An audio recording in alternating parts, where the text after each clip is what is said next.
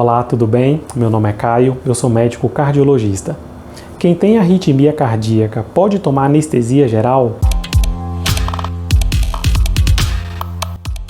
Em algumas situações, algumas arritmias muito descontroladas e que podem trazer consequências ruins para a pessoa, elas primeiro precisam ser estabilizadas e compensadas antes de fazer algum procedimento cirúrgico eletivo. Então, por exemplo, uma fibrilação atrial ou um flutter atrial que está numa alta resposta ventricular, ou seja, com os batimentos cardíacos acima de 120, 130, de forma persistente, o ideal é primeiro compensar a arritmia para depois pensar no procedimento cirúrgico eletivo. Ou então outras arritmias graves também, como um bloqueio mais grave, BAVT, ou então uma taquicardia ventricular, o ideal é tratar primeiro a parte da arritmia para depois pensar no procedimento cirúrgico.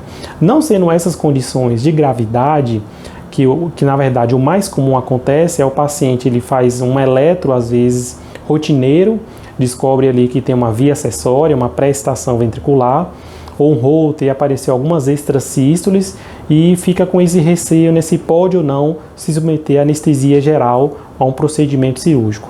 Nessas situações, na maioria das vezes, a gente não precisa olhar para a arritmia, a gente tem que olhar para o paciente como um todo, porque o risco não é apenas da arritmia em si, mas é o risco cardiovascular geral. E essa avaliação depende principalmente se o paciente ele já tem alguma condição de base que está causando essa arritmia. Então, a avaliação não é muito da arritmia, mas da causa da arritmia.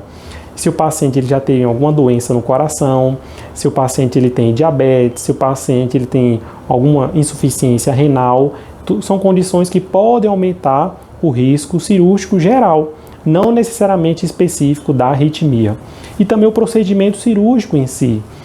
Existem cirurgias de baixo risco, cirurgias mais superficiais, mesmo com anestesia geral, e existem cirurgias com anestesia geral que são muito mais complexas, como cirurgias oncológicas de grande porte, então cirurgias de aorta abdominal, onde o risco cirúrgico ele é muito maior.